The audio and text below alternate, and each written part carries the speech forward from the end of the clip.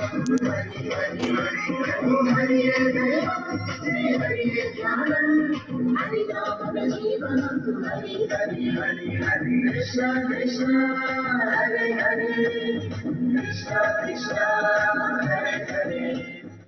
సంరక్షణ కోసం, లోక కళ్యాణం కోసం శ్రీ మహావిష్ణువు ఎత్తిన 10 అవతారాల్లో ద్వాపర యుగానికి చెందిన శ్రీకృష్ణ అవతారం కూడా ఒకటి.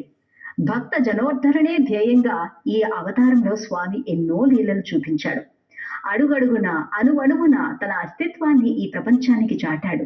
నాడు పాండు నందనులకు అడ్డగా నిలిచిన ఈ స్వామి నేడు కలియుగంలో కూడా భక్తజన వల్లభుడిగా కీర్తింపబడుతూ కోరి సేవించవచ్చిన భక్తులపై అపారమైన కరుణారస వృష్టిని కురిపించే దైవంగా కొనియాడబడుతున్నాడు.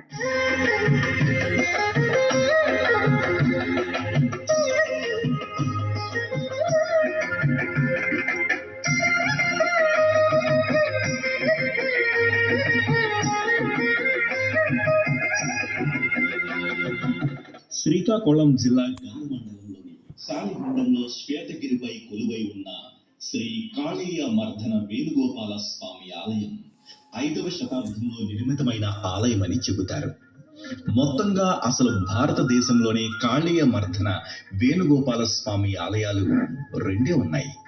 ఒకటి ఉడిపిలో ఉంటే రెండవది సాలిగుండంలో ఉంది.